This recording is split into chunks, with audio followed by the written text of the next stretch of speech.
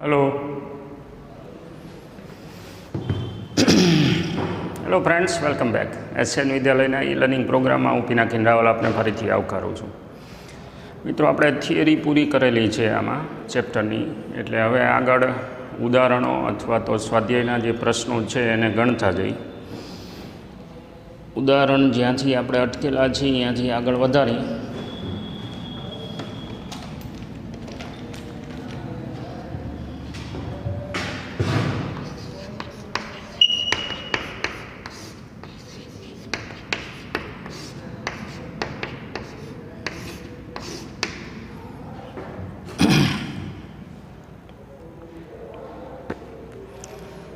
થિયરીમાં છેલ્લો મુદ્દો છે એની પહેલાં ખાસ કરીને કોણીય વેગમાનનું જે ચર્ચા હતી એને તમારે ખાસ ધ્યાનમાં રાખવાની છે, પર્ટિક્યુલરલી કોમ્પિટિટિવ એક્ઝામના પર્પઝમાં. It is understanding in depth, conceptual ડેપ્થવાળો આખો પ્રશ્ન હતો. ઉદાહરણમાં લગભગ આપણે 7.14 છેલ્લે ગણેલું છે, અહીંયા 7.15.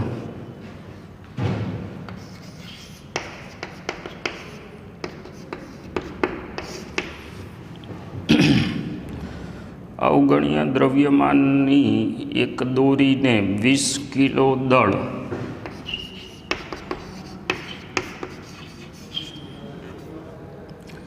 અને 20 સેન્ટીમીટર ત્રિજ્યા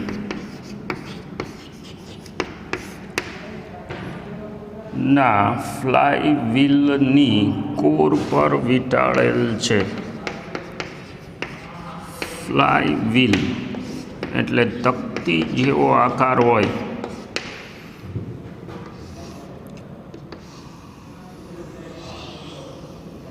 એના ઉપર આ દોરી વીંટાળેલી છે.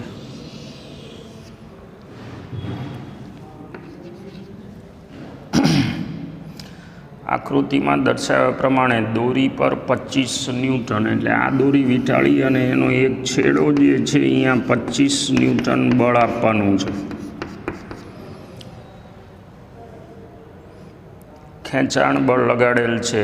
ફ્લાયવ્હીલ ઘર્ષણ રહિત બેરિંગ સાથે એક સમક્ષિતિજ અક્ષ પર જડેલ છે. એટલે આ અક્ષ છે એના ઉપર ફ્લાયવ્હીલ છે, એના સમતલને લંબ એવી અક્ષ છે અને ભ્રમણ થશે આવી રીતે, કારણ કે દોરી ખેંચે છે નીચેથી. તો વ્હીલના કોણીય પ્રવેગની ગણતરી કરો. પછી દોરી 2 મીટર ખેંચાય ખુલે ત્યારે ખેંચાણ બળ દ્વારા કાર્ય વગેરે વગેરે 2-4 પ્રશ્ન પૂછેલા છે. આપણે વારાફરતી જોતા જઈએ તો સૌથી પહેલાં તકતી જે છે એ ભ્રમણ કરશે આવી રીતે. તો એવા સંજોગોમાં તકતીની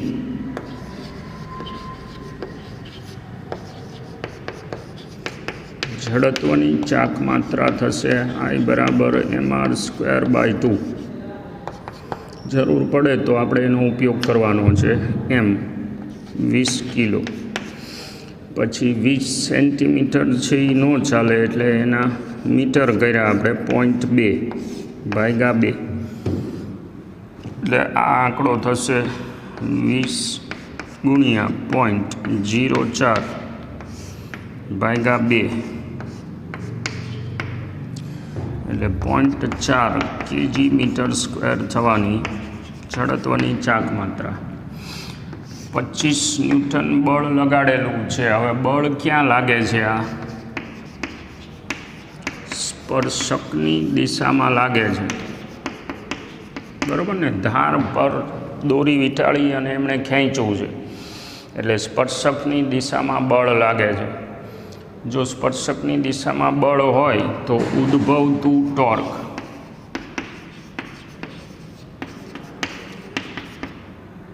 = I∝ થાય. જડત્વની ચાક માત્રા આપણે ગણીને રાખેલી છે. અને ટોર્ક માટે બીજી વ્યાખ્યા જે છે આપણી R×F, એમાં R છે એ અહીંયા ગણી લઈ સ્થાન સદિશ, જે ત્રિજ્યા જેટલા અંતરે છે અને 90 ડિગ્રીએ બળ લાગે છે. એટલે ટોર્ક માટે આવું લખી શકાય, એને આપણે અહીંયા મૂકી દઈએ આર એફ. તો આલ્ફા બરાબર આર એફ છેદમાં જડત્વની ચાક માત્રા આર એટલે 0.2 25 ન્યૂટન છેદમાં 0.4 0.2 0.4 25નું અડધું 12.5 રેડિયન પર સેકન્ડ સ્ક્વેર થાય. આલ્ફા કોણીય પ્રવેગ પહેલાં આપણે ગણી લીધો. પછી બીજો પ્રશ્ન પૂછ્યો છે કે દોરી 2 મીટર ખુલે ત્યાં સુધી ખેંચાણ બળ દ્વારા બળ ચાલુ છે જે અચળ બળ છે 25 ન્યૂટન. એટલે અચળ બળ F બરાબર 25 ન્યૂટનની અસર હેઠળ દોરીના 2 મીટર સ્થાનાંતર દરમિયાન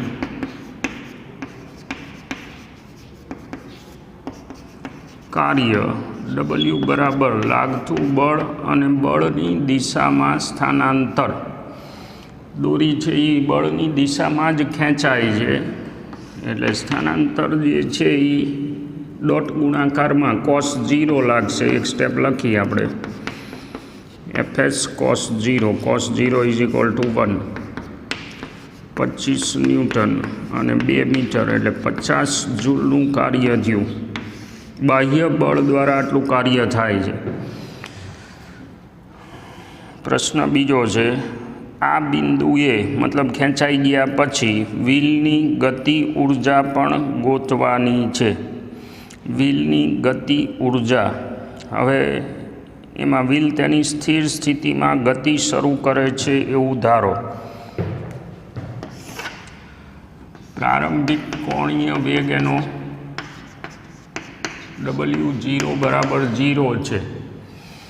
એટલે હવે તમારે એમાંથી અંતિમ કોણીય વેગ પહેલાં ગોતવાનો.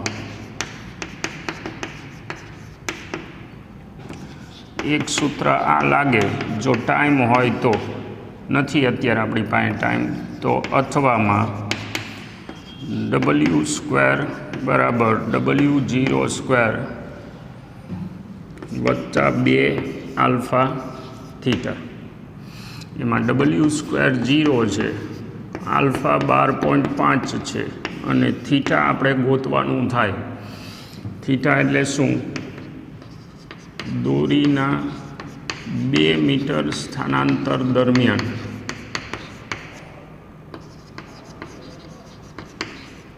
ચકતી એટલે કે ફ્લાયવ્હીલનું કોણીય સ્થાનાંતર.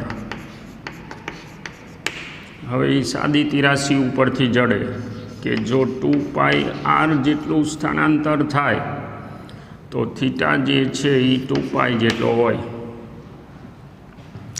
બરાબર ને? દોરી 2πr જેટલી ઉકેલાય એટલે એક આખું ચક્કર તકતીનું પૂરું થશે. 2 મીટર દોરી જે છે એ પરિઘ જેટલી ખેંચાય એની લેન્થ, તો એ વખતે જે ખૂણો છે એ કેટલો થાય? 2π જેટલો ભ્રમણ થાય. તો અત્યારે દોરી ખસે છે 2 મીટર તો થીટા બરાબર કેટલું થશે? 4π છેદમાં 2πr. 4π 2πr એટલે આ ઉપર થાય 2/r. હવે એમાં 2 અને અહીંયા આપણે મીટર કરીએ એટલે 0.2 એટલે 10 રેડિયન આવે ખૂણું. એ આપણે અહીંયા મૂકી દઈએ એટલે 12.5 ગુણ્યા 2 એટલે 25 અને ગુણ્યા 10 એટલે 250 W² આવ્યું. તો અંતિમ કોણીય વેગ આટલો થાય 250નું વર્ગમૂળ. હવે એની ચાક ગતિ ઉર્જા ગોતવાનું કીધું છે. Kinetic energy is equal two ½ I W². સૂત્ર આપણો પાસે છે, થિયરીમાં આપણે બનાવી લીધા બધા. તો 1/2 પછી જડત્વની ચાક માત્રા છે 0.4 ગુણ્યા W² ડાયરેક્ટ દેટ ઇઝ 250. એટલે હવે આ જે છે એ થઈ જશે 0.2 એટલે 250ના ડબલનું એક મીંડું જાય એટલે 50 જૂલ આવ્યું. જુઓ તો બાહ્ય બળ દ્વારા કાર્ય કેટલું થયું? 50 જૂલ. જે ફ્લાયવ્હીલ છે એનો કોણીય વેગ જે અસ્તિત્વમાં આવે છે એના આધારે એની ચાક ગતિ ઉર્જા કેટલી થઈ? 50 જૂલ. કાર્ય ઉર્જા પ્રમેય સેટિસ્ફાય થયું? 100% હા. થયેલું કાર્ય ગતિ ઉર્જાના ફેરફાર જેટલું છે. કારણ શું? બહુ સ્પષ્ટ છે. અવરોધીય પરિબળો જે છે એ આ કિસ્સામાં કાર્યરત નથી. રકમમાં આપણને કીધું છે, જો ઘર્ષણ બળ લાગતું નથી એટલે ફ્લાયવ્હીલ જે છે એ ફરે છે ઘર્ષણ રહિત પરિસ્થિતિમાં, એટલે વ્યય કરનારા પરિબળો હાજર નથી, એટલે જે કંઈ કાર્ય થાય એનું રૂપાંતરણ ગતિ ઉર્જાના સ્વરૂપમાં થાય છે.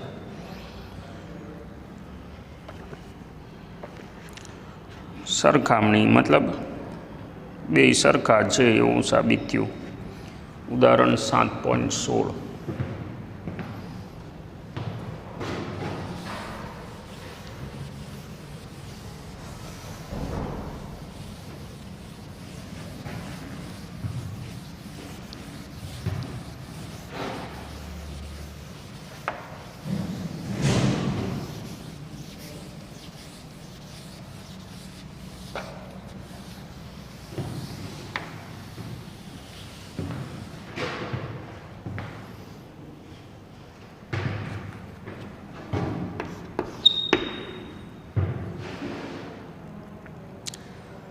ત્રણ પદાર્થો, એક રિંગ, એક ઘન નળાકાર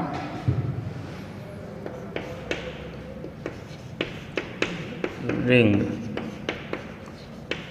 ઘન નળાકાર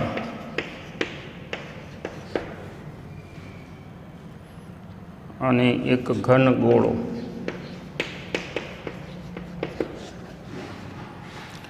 એક જ ઢળતા પાટિયા પર સરક્યા વગર નીચે તરફ ગબડે છે. તેઓ સ્થિર અવસ્થામાંથી ગતિ શરૂ કરે છે. બધા જ પદાર્થની ત્રિજ્યા સમાન છે.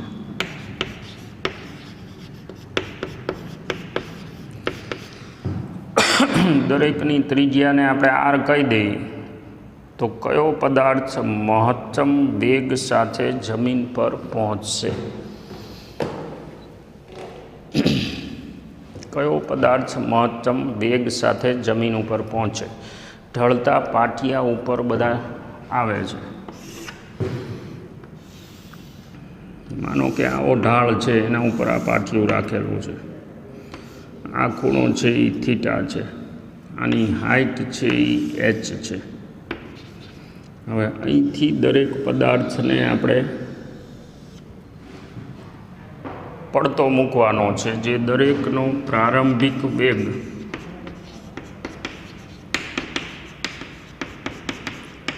v0 બરાબર 0 છે. હવે બધા જ જે છે એ શરત પાળે છે શેની? Pure rolling.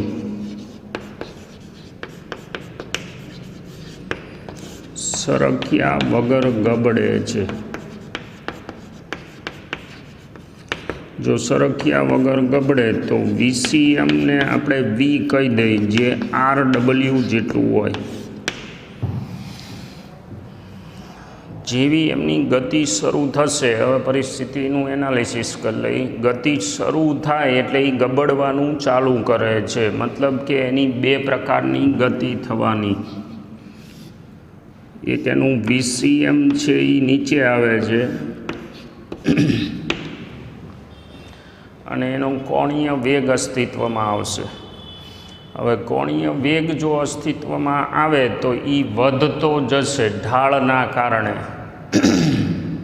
દરેક જગ્યાએ આપણે ડિટેલ થિયરીમાં નથી આવી, પણ જ્યાં એ સંપર્કમાં છે અહીંયા ઘર્ષણ દ્વારા એને જરૂરી ટોર્ક મળે રાખશે. આપણે થિયરીમાં છેલ્લા પોઈન્ટમાં વાત કરી છે. ઘર્ષણ દ્વારા જો જરૂરી ટોર્ક મળી જતું હોય તો એવા કિસ્સામાં આ જે છે એ કોણીય પ્રવેગી ગતિ હશે. અને જો કોણીય પ્રવેગી ગતિ હોય તો એનો ડબલ્યુ છે એ વધતો જવાનો. એઝ વેલ ઢાળ પર નીચે ઉતરે છે એટલે એનો રેખીય વેગ વધતો જશે.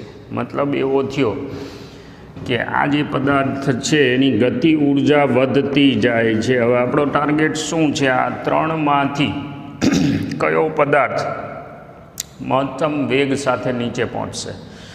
તો નીચે પહોંચતી વખતે વેગ શું હોઈ શકે એનો એક વ્યાપક પરિણામ આપણે બનાવી લઈએ. ઉર્જાની દ્રષ્ટિએ વિચારી શકાય શું થાય છે આમાં. પદાર્થ હાઈટ ઉપર પડેલો છે તો એની સ્થિતિ ઉર્જાનું નીચે આવે, આને 0 રેફરન્સ લેવલ કહી દઈએ. તો h ઊંચાઈએથી શરૂ કરી અને 0 હાઈટ ઉપર પદાર્થ પહોંચે અહીંયા, ત્યાં સુધીમાં એની સ્થિતિ ઉર્જા પૂરી થઈ જાય છે જે એક્સ્ટ્રા છે એ. એટલે એવું કહેવાય કે ઢાળના તળિયે સ્થિતિ ઉર્જાનું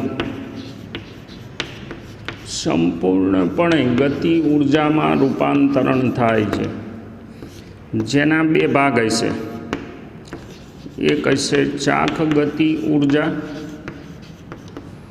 બીજી રેખીય ગતિ ઉર્જા હશે. મતલબ કે હું આવું લખી શકું, mgh નું રૂપાંતરણ ½IW² પ્લસ ½mv². એમાં v એટલે આપણો આવડો આ, કારણ કે પદાર્થ જે છે એ રોલિંગ કરે છે, અને રોલિંગ જો કરતો હોય તો એવા કિસ્સામાં એના દ્રવ્યમાન કેન્દ્રનો વેગ RW જેટલો હોય. એટલે હવે આ રૂપાંતરણ છે એને આપણે સાબિત કરવાનું છે. 2 સ્ટેપ થિયરીમાં તો કરી લીધા છે આપણે, છતાં અહીંયા આવતા રહીએ. આપણે વેગની માહિતી જોઈ છે એટલે આને કન્વર્ટ કરી જડત્વની ચાક માત્રાની જગ્યાએ mk², v બરાબર RW હોય તો W ની જગ્યાએ v²/r² લખાય વત્તા ½mv². તો એના ઉપરથી mgh બરાબર આ બાજુ ½ કોમન કાઢી લઈ એટલે અંદર શું વધશે? ½ કાઢી લીધા પછી k²/r² +1 એમ બે બાજુથી કાઢી લઈ એટલે 2gh બરાબર v² k²/r² +1. એના ઉપરથી v² બરાબર 2gh ના છેદમાં k²/r² +1 અથવા v બરાબર વર્ગમૂળની અંદર 2gh k²/r² +1. આ વેગ થયો ઢાળના તળિયે પદાર્થનો રેખીય વેગ આટલો હશે. હવે એ આપેલા 3 પદાર્થમાંથી મહત્તમ કોના માટે છે એ આપણે જોવાનું છે. જો તો ત્રણેય પદાર્થ જે છે એના માટે h સરખો છે, એટલે અંશ ત્રણેય માટે કોમન છે. તો આપણે છેદનું કેલ્ક્યુલેશન કરવાનું આવે. હવે છેદમાં k²/r² જે પદ છે એ ભ્રમણ ઉપર આધાર રાખે છે. અહીંયા એક એ વસ્તુ નોંધો કે ઢાળના તળિયે વેગ જે છે એને પદાર્થના દળ સાથે કોઈ લેવા દેવા નથી, પણ રોલિંગ થાય છે એટલે એના ભ્રમણની ટાઈપ સાથે લેવા દેવા છે. હવે એ પદ છે એ આપણે ત્રણેય માટે ગણી. રિંગ માટે VR નહીં પણ જડત્વની ચાક માત્રા. હવે રિંગ આમ ફરતી હોય તો એની જડત્વની ચાક માત્રા એની કોમન અક્ષને અનુલક્ષીને IR બરાબર શું થશે? mr², અને એને આપણે કમ્પેર કરી mk². તો k²/r² ફોર રિંગ બરાબર શું થશે? k²/r² for ring is equal to 1. પછી બીજું છે ઘન નળાકાર. જેનો આડછેદ આપણને દેખાય છે. તો આઈ સિલિન્ડર mr²/2 બરાબર mk² લખી આપણે તો m કેન્સલ થઈ ગયા પછી k²/r² is equal two half આવે ફોર સિલિન્ડર એટલે કે નળાકાર 1/2 થયું. અને ઘનગોળો તો એના માટે સ્ફિયર આઈ સ્ફિયર 2/5 mr². જડત્વની ચાક માત્રા મેં વાત કરેલી છે ક્લાસમાં કે જડત્વની ચાક માત્રાના કોષ્ટક યાદ રાખવાના છે. જો એ આપણને ન યાદ રહે તો દાખલાનું મુહૂર્ત જ નહીં થાય. ધ્યાન રાખશું આપણે. 2/5 mr², એને આપણે mk² અરે કમ્પેર કરી તો m કેન્સલ થઈ ગયા પછી k²/r² ગોળો ઇઝ ઇક્વલ ટુ શું થાય? k²/r² is equal two 2/5. હવે આ ત્રણેય સંબંધ છે એ આપણે મૂકી દેવાના છે વીમાં, એટલે સમીકરણ નંબર 1માં. એટલે સમીકરણ 1 પરથી વી રિંગ ઢાળના તળિયે બરાબર 2gh/1 + 1 મતલબ 2gh/, બગડો. વી નળાકાર 2gh/1/2 1/2 એટલે 3/2. 3/2નો બગડો ઉપર જશે એટલે 2gh/3 અને વી ગોળો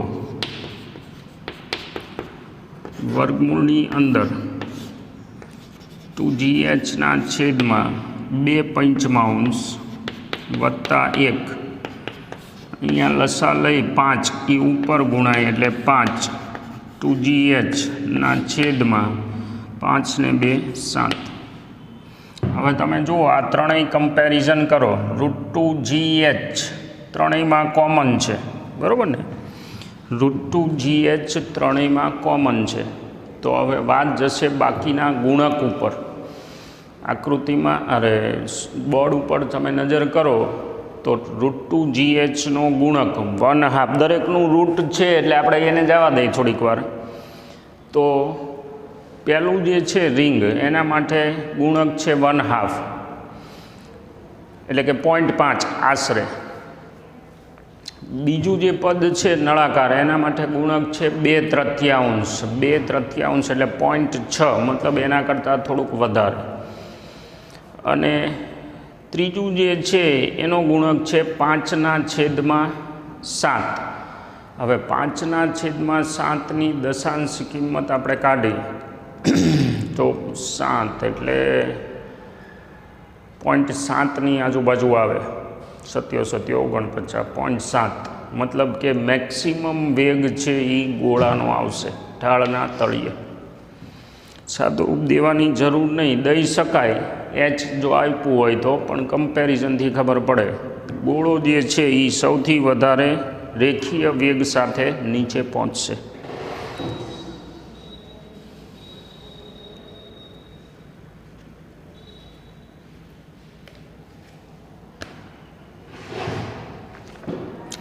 એક પ્રશ્ન પૂછ્યો છે કે દળ બધાના જો સરખા હોય તો કયા પદાર્થની ચાક ગતિ ઉર્જા મહત્તમ હશે? હવે એ તમારે જો સમય અને રસ હોય તો ગણી લેવાનું. સ્વાધ્યાયમાં આપણે 7.8, 9, 10 સુધી ગણેલા છે, એટલે આ બાજુ 7.11થી ચાલુ કરી.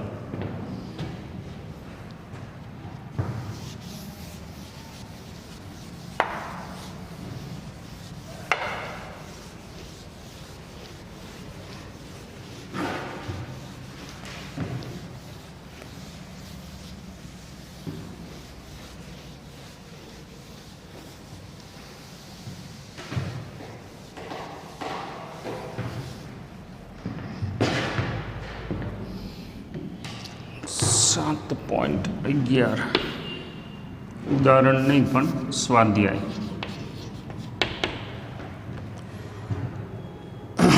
સમાન દળ અને સમાન ત્રિજ્યા ધરાવતો એક પોલો નળાકાર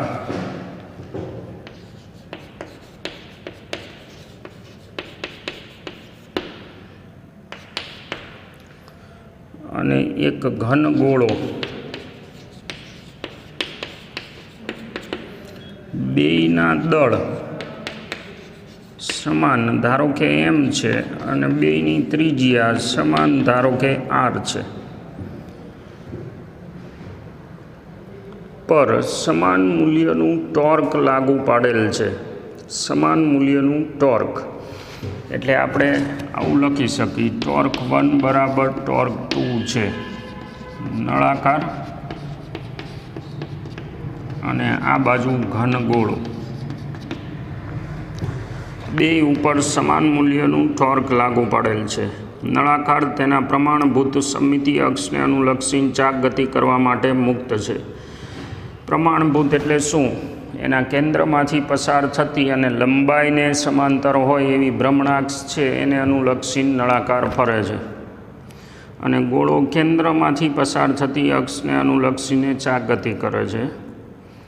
આપેલ સમય પછી બંનેમાંથી કોણ વધુ કોણીય ઝડપ પ્રાપ્ત કરશે? કોની કોણીય ઝડપ છે એ પ્રાપ્ત વધુ કરે? અહીંયા જતા રહી. Torque is equal two I alpha લખીએ આપણે. હવે I1 એટલે પોલો નળાકાર એની જડત્વની ચાક માત્રા. વાત આખી જશે જડત્વની ચાક માત્રા ઉપર.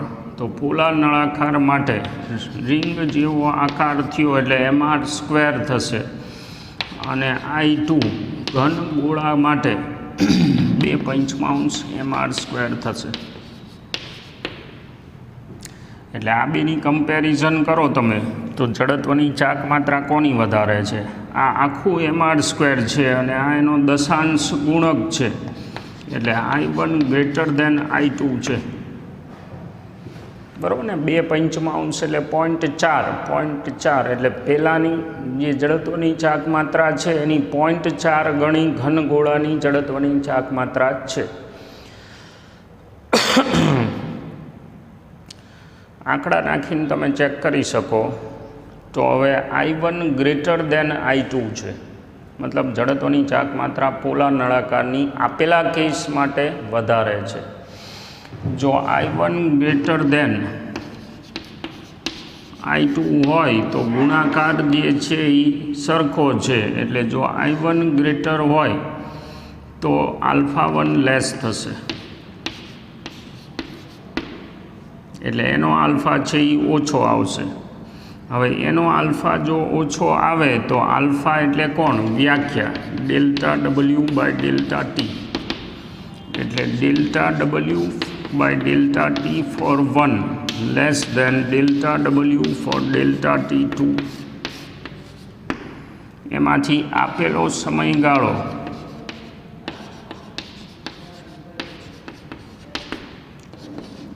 ΔW1 બે માટે સમય કોમન છે, મતલબ કે પોલા નળાકારના કોણીય વેગમાં ફેરફાર ઓછો છે અને ઘન ગોળાના કોણીય વેગમાનમાં ફેરફાર વધુ છે. એટલે જવાબ તમે લખી શકો કે ઘન ગોળો જે છે એ આપેલ સમયગાળામાં વધુ વેગ પ્રાપ્ત કરશે.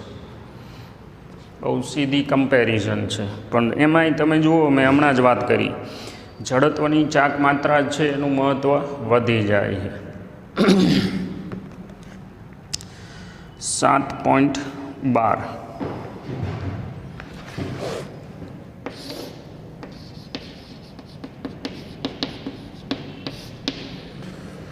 20 કિલો દળનો એક નક્કર નળાકાર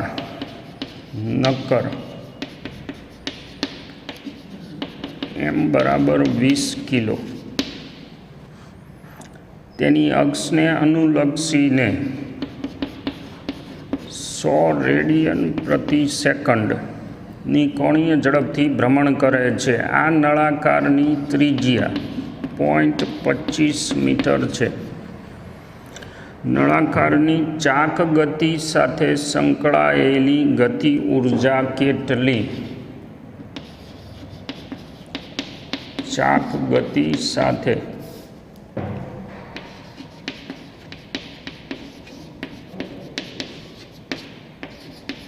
સંકળાયેલ ગતિ ઊર્જા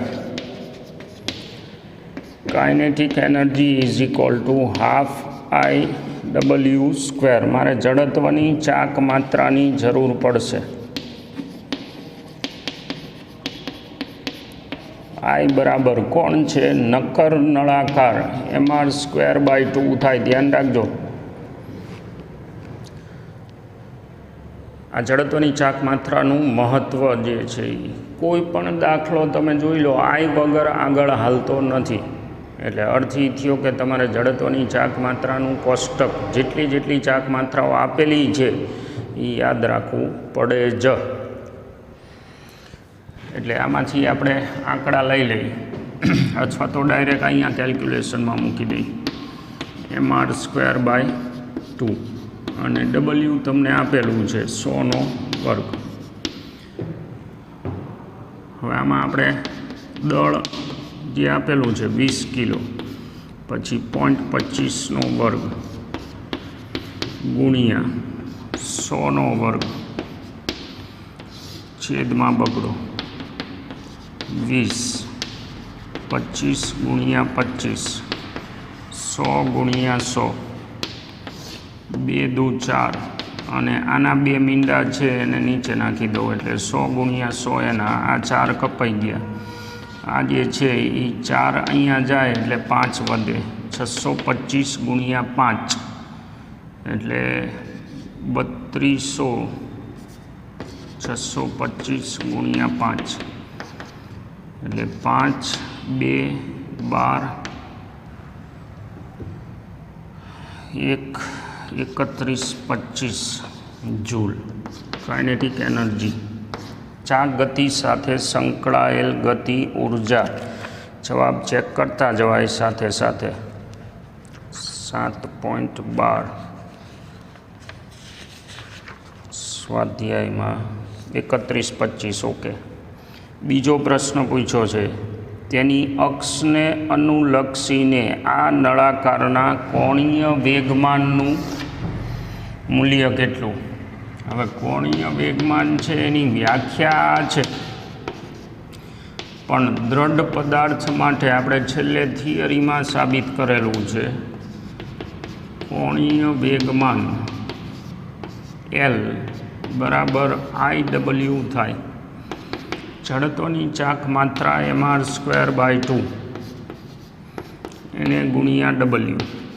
આંકડા નાખી તો M જે છે એ 20 છે, 0.25² એને ગુણ્યા 100/2. સાદું રૂપ 20, 25, 25, 100 છેદમાં 2 ગુણ્યા 2 વખત 100. આ પોઈન્ટ જે કાપ્યા એના એમાંથી 100 કેન્સલ થઈ જાય. હવે એમાંથી આને 10 કરી નાખી તો 625 ગુણ્યા 10 એટલે 6250 ભાગ્યા 100 એટલે આ આવશે 62.5. કોણ છે? કોણીય વેગમાન. એકમ શું? kg/m². જવાબ સાથે સાથે જોઈ લેવાનો. દાખલા છે એ આના ઇઝી પડે કમ્પેરેટિવલી, પણ સામે જડત્વની ચાક માત્રા છે એનું નિદાન આપણી પાસે હોવું જ જોઈએ. આગળ જઈ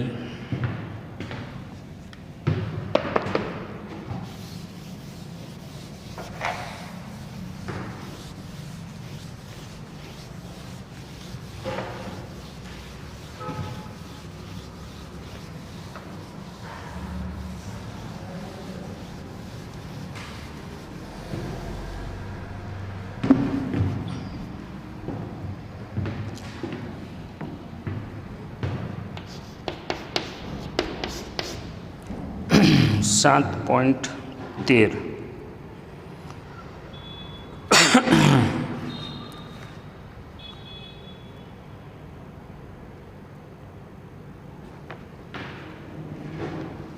એમાં બે પ્રશ્ન પૂછ્યા છે. એક બાળક તેના બે હાથ પહોળા કરી ટર્ન ટેબલ પર ઊભો છે. ટર્ન ટેબલ મતલબ ચકડોળ જેવી રચના થઈ, આવું ટેબલ છે. હવે એની ભ્રમણાક્ષને અનુલક્ષીને ફરી કેમ છે. આ ટર્ન ટેબલ ઘર્ષણ રહિત ફરે છે. એમાં એક બાળક હાથ પહોળા કરી અને ઊભો છે. ટર્ન ટેબલ એ 40 રિવોલ્યુશન પ્રતિ મિનિટની કોણીય ઝડપથી ભ્રમણ કરે છે. જો બાળક તેના હાથને પાછા વાળે અને તેનાથી તે જડત્વની ચાક માત્રાનું મૂલ્ય ઘટાડી, અત્યારે આ રીતના હાથ છે એના,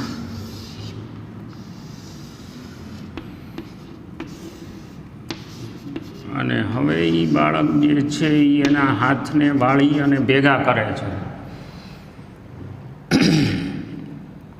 તેનાથી જડત્વની ચાક માત્રાનું મૂલ્ય ઘટાડી અને પ્રારંભિક જડત્વની ચાક માત્રાના પ્રારંભિક જડત્વની ચાક માત્રા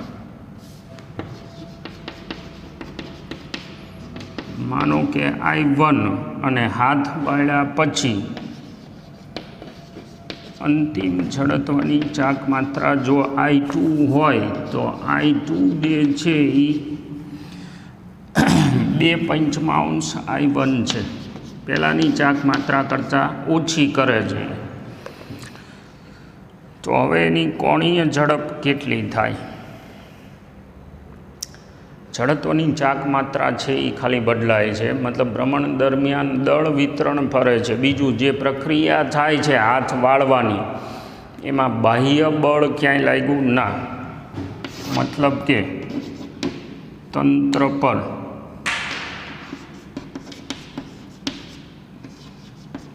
બાહ્ય બળ કે પછી ટોર્ક ન લાગતું હોવાથી તંત્રનું કોણીય વેગમાન છે એનું સંરક્ષણ થાય. નિયમ ભણી ગયા આપણે, મતલબ કે L1 બરાબર L2 થાય. હવે એમાં એની પોતાની, કારણ કે ટેબલ જે છે એ W1 ઝડપથી ફરે રાખે છે. હવે ટેબલની જડત્વની ચાક માત્રામાં કોઈ જાતનો ફેરફાર થયો નથી.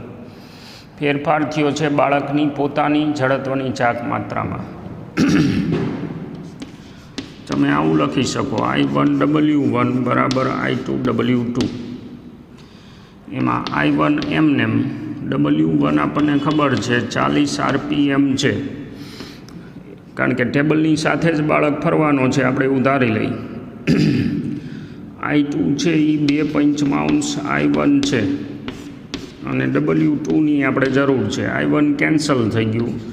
W2 બરાબર 40×5/2, એટલે આ થાય 20×5 100 RPM.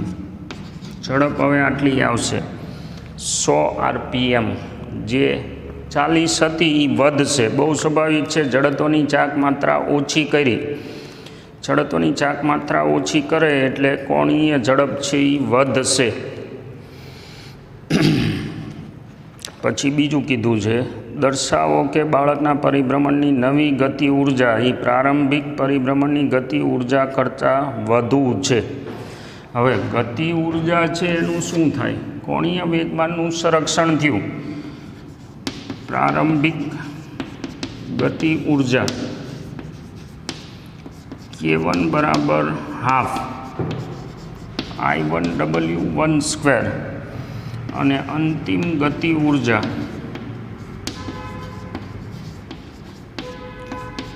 K2 બરાબર હાફ I2 W2 સ્ક્વેર. તો K1/K2 કરીએ આપણે, હાફ કેન્સલ, I1W1 સ્ક્વેરના છેદમાં I2W2 સ્ક્વેર. હવે એમાં I1/I2 5/2 એને ગુણ્યા W1 40નો વર્ગ છેદમાં 100નો વર્ગ. એટલે આમાંથી આપણે મીંડું કાઢી નાખી, ઉપર થશે 5 × 16 છેદમાં 2 × 100. 16/85/2 એટલે 40, એટલે આ જવાબ આવ્યો 0.4. કોણ? K1/K2 = 0.4. એનો અર્થ એવો થયો કે K1 K2 દશાંશ કિંમત આવી ને, દશાંશ કિંમત આવી એટલે છેદ મોટો છે, એટલે K2 > K1 છે. પછીની ગતિ ઉર્જા છે એ વધારે છે. હવે પ્રશ્ન શું પૂછ્યો છે? ગતિ ઉર્જામાં વધારો તમે કેવી રીતે સમજાવશો? ઉર્જા જે છે એનું તો સંરક્ષણ થતું જ હોય કોઈ પણ ઘટના હોય એમાં. કોણીય વેગમાન છે એ બાહ્ય ટોર્ક ન લાગવાના કારણે વધારે મળ્યું આપણને. તો ગતિ ઉર્જા જે વધારે આવી, આ વધારો જો ગણવો હોય તોય ગણી શકાય, બરાબર ને. ΔK એટલે શું થાય? K2 - K1, મતલબ કે half I2W2 square minus half I1W1 square. હવે કારણ કે આપણી પાસે પ્રારંભિક ચાક માત્રા નથી એટલે આંકડો નહીં મળે. તો પ્રશ્ન એ છે કે આ ગતિ ઉર્જા આવી ક્યાંથી? મફતમાં તો ક્યાંયથી કોઈ ઉર્જા આપણને મળે નહીં. બહુ સ્વાભાવિક છે. ક્યાંથી આવી તમને કહું. કોઈને કોઈ ઘટના અંદર બની છે ખરી? હા, બાળક આવી રીતે હાથ રાખેલો હતો, હવે એ હાથને અંદર ખેંચે છે, તો આ કંઈ કાર્ય થયું? કારણ કે ભ્રમણ જ્યારે થતું હશે ત્યારે તમે પોતે ઇમેજિન કરો કે બાળકને મથવું તો પડ્યું હોય છે ને, મફતમાં તો નહીં થયું હોય. એટલે ભ્રમણ દરમિયાન પોતે શું કરે છે? પોતાની જે ઉર્જા છે એના ભોગે આ કાર્ય કરે છે, હાથને અંદર વાળવાનું. અને કરેલું કાર્ય ક્યાંય નિષ્ફળ જતું નથી, કૃષ્ણ ભગવાને કીધું છે. એટલે એ જે કાર્ય થયું એનું રૂપાંતરણ તમને ગતિ ઉર્જાના વધારા સ્વરૂપે મળે છે. બાળક દ્વારા હાથ ભેગા કરવાની પ્રક્રિયામાં જે કાર્ય થાય છે એનું રૂપાંતરણ. Got it? ઓકે. નેક્સ્ટ લેક્ચરમાં વધુ દાખલા આપણે ગણશું. એક વખત દાખલા જોઈ લેવાના છે, મોઢે ગણવાના છે, સમજવાના છે. બસ શાંતિથી તમારે આ કામ કરવાનું છે, ફોલો કરી રાખવાનું છે, વિડીયો જોતા રહેવાનું છે. અત્યારે હું રજા લઈશ. Thank you for watching. મળશું.